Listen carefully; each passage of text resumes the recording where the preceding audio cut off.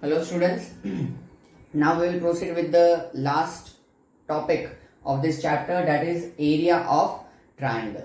कि अगर हमारे पास ट्राइंगल के तीनों वर्टाइसेस के कोऑर्डिनेट्स हैं तो उस ट्राइंगल का हम एरिया कैसे ढूंढ सकते हैं. ओके, तो हम फॉर्मूला देखते हैं.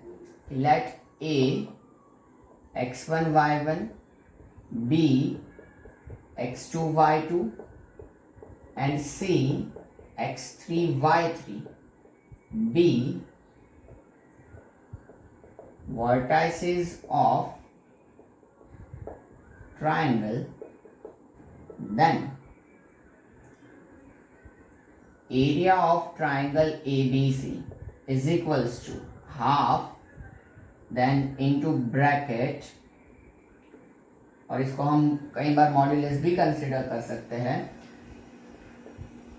x1 y2 minus y3 then plus x2 y3 minus y1 and plus x3 y1 minus y2.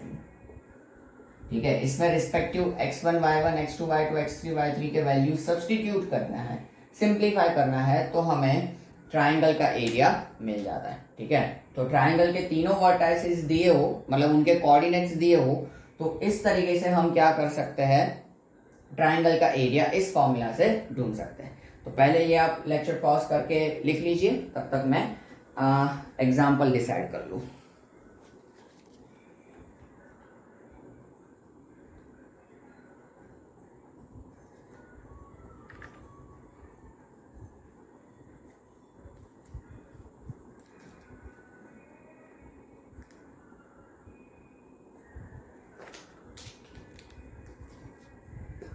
Okay,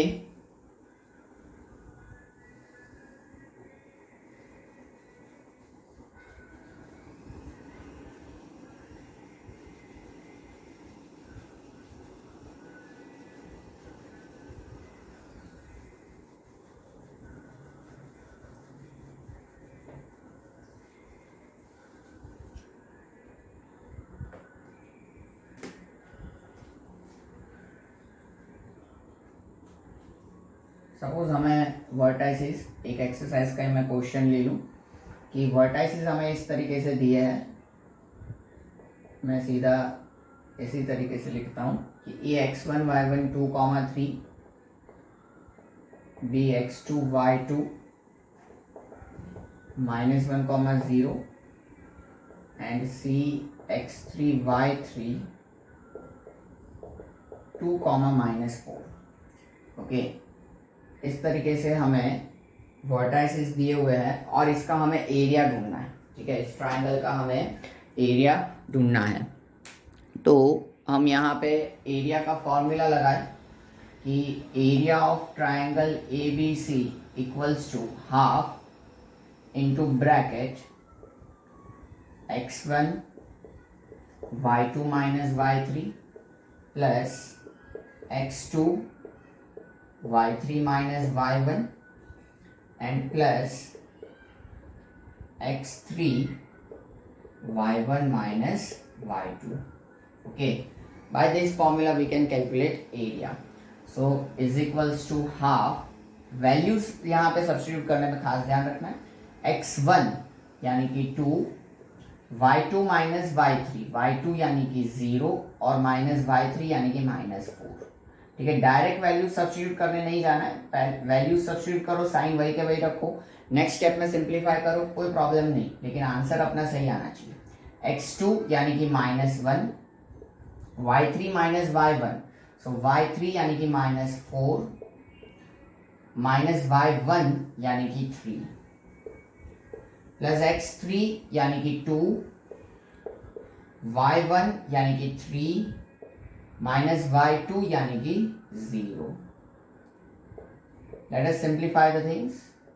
So half 2 minus plus हो जाएगा into 4 plus -1 into -4 -3 that is -7 then plus 2 3 -0 यानी कि 3.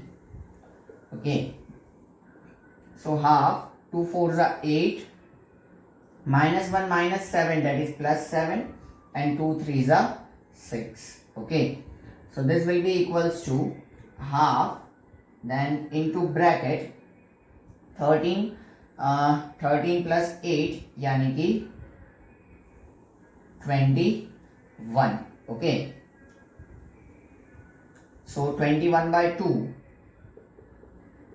यानी कि 10.5 unit square. This will be the area of triangle. Okay, तो ये आप लिख लीजिए लेक्चर पॉज करके.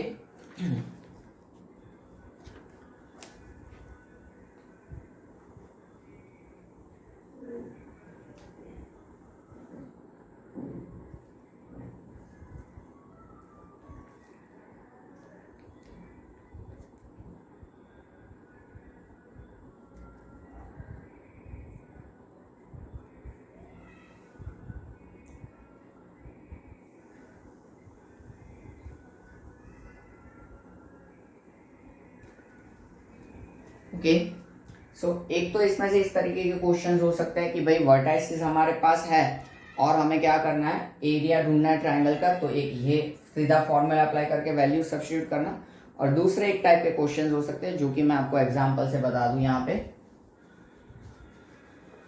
बाकी सब में फिर लॉजिक सेम ही आएगा. जो हम यहाँ पे ये फॉर्मूला यूज कर रहे हैं वही करना होता है.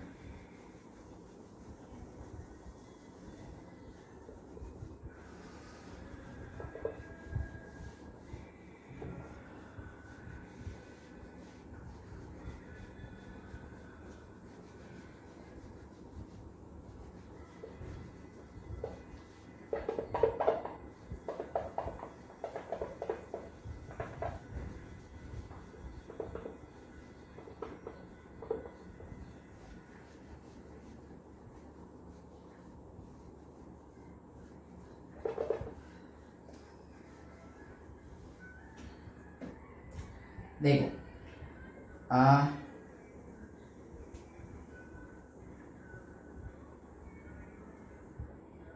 फाइंड वैल्यू ऑफ k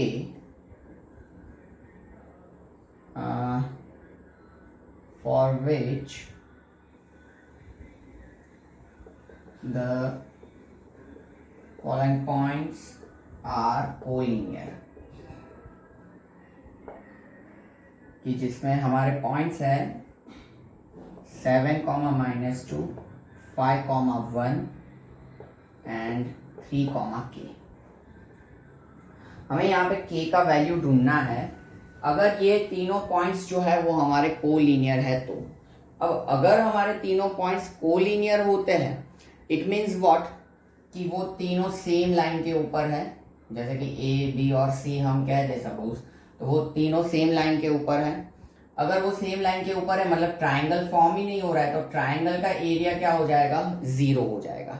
ये यहाँ पे लॉजिक लगेगा कि ट्राइंगल का एरिया हम कंसीडर करेंगे और उसके इज इक्वल्स टू हम क्या कर लेंगे, 0 ले लेंगे.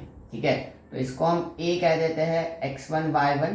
ठीक है, फिर इसको हम b कह देते हैं x2 y2 और इसको c कह देंगे x3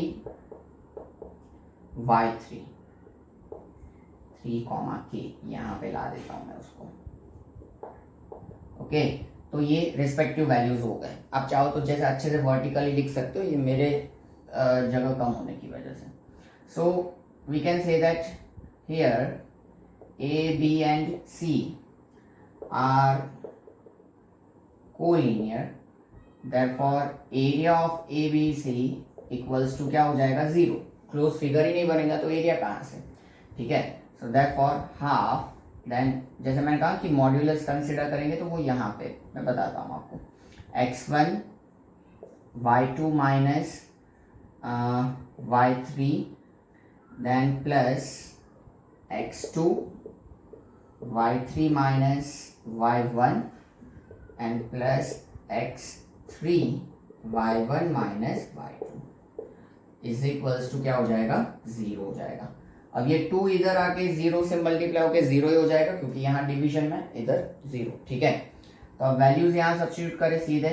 x1 यानी कि 7, y2 माइनस y3, y2 हमारा 1 है माइनस y3 यानी कि k है, प्लस x2 यानी कि 5, y3 माइनस y1, y3 यानी कि k माइनस y1 यानी कि -2,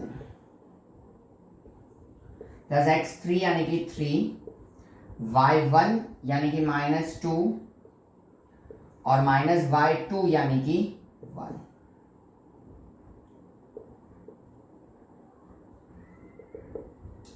सिंप्लीफाई करें तो यहाँ 7 मल्टीप्लाई हो जाएगा तो 7 one 7 minus 7k plus 5k minus minus plus हो जाएगा प्लस 10, यहाँ पे प्लस 3 इंटू माइनस, जैसे ये कर सकते हैं -2 -1 यानी कि -3 इंटू +3 यानी कि -9 equals to 0। So -7k plus 5k यानी कि -2k, और यहाँ पे 10 माइनस 9 यानी कि 1 और 1 प्लस 10 माइनस 9 यानी कि 1 प्लस 7 यानी कि 8 equals to 0। So -2k equals to -8, तो 2k इक्वल्स टू 8, तो k इक्वल्स टू 4, k का वैल्यू हमारे पास आ गया। ठीक है, प्लस 8 यहाँ भेजा इसलिए -8 एंड माइनस माइनस कट 2 4 जा 8, तो ये यहाँ पे हमारा k का वैल्यू आ गया। तो एक इस तरीके के क्वेश्चंस हो सकते हैं। दूसरे जो टाइप के क्वेश्चंस है कि जिसमें हमें ट्रायंगल के वर्टाइसिस दिए हुए हो, ठीक है, जैसे कि ए बी और सी ट्रायंगल के वर्टाइसिस दिए हुए हो और उनके मिड पॉइंट को ज्वाइन करते हुए जो हमारा ट्रायंगल बनता है उसका एरिया ढूंढना हो, तो मिड पॉइंट का आप वैल्यू ढूंढ सकते हो मिड पॉइंट फॉर्मूला से जो हमने लास्ट लेक्चर में पढ़ा था। ठीक है, जैसे कि ये मिड पॉइंट चाहिए था, इन दोनों का x कोऑर्डिनेट का एडिशन बाय 2, दोनों का y कोऑर्डिनेट का एडिशन बाय 2, तो इसके हमें कोऑर्डिनेट्स मिल जाए सेम वे इसके और इसके। फिर आप क्या कर सकते हो, इसका एरिया ढूंढ सकते हो यही फॉर्मूला अप्लाई करके। ओके, तो ये एक लॉजिक आपको याद रखना है। तो इस तरीके के क्वेश्चंस होंगे आपके एरिया ऑफ ट्रायंगल में से। ठीक है, सो लेक्चर पॉज करके ये आप लिख लो, फिर शायद तो कोई टाइप बचता नहीं है।